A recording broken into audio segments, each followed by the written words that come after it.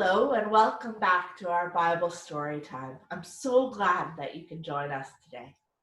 We're reading the stories from the Lectionary Story Bible, which is by Ralph Milton, and we're so grateful that Ralph has given his permission for his stories to be used.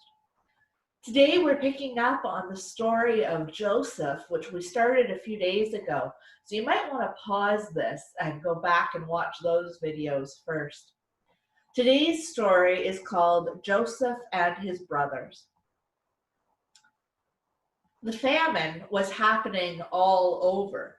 Joseph and the people of Egypt had enough to eat, but in other countries, people were starving. Far away in Canaan, Joseph's brothers and sisters and his father Jacob had hardly anything to eat. One day, Jacob said to his sons, "I hear there's lots of food in Egypt. Take some of the donkeys and go to Egypt to see if you can buy some." So 10 of the brothers left for Egypt. Benjamin didn't go because he was the youngest. His father Jacob worried that Benjamin might get hurt on such a long trip. When the brothers got to Egypt, they asked, "Where can we buy food?" "Go see the person who takes care of all the food," they were told. Of course, the brothers didn't know that was Joseph. When they had sold Joseph to the traders many years before that, they didn't think they'd ever see him again. Joseph knew his brothers right away.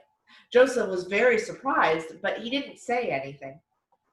He was glad to see his brothers, but Joseph was still angry at them for selling him to the traders.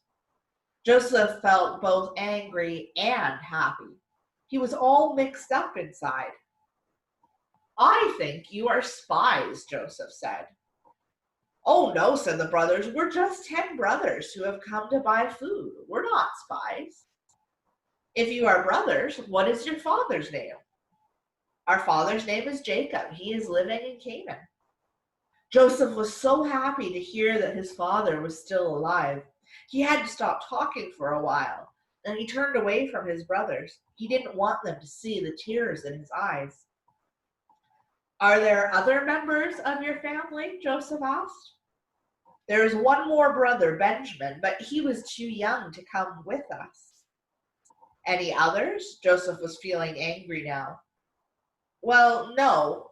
There was another brother, but he died." "What do you mean he died?" Joseph was very angry. The brothers just stood there. They didn't know what to say. They were afraid to say they had sold their brother as a slave. Joseph could see from the faces of his brothers that they were very sorry for what they had done. "I am Joseph, your brother," he said.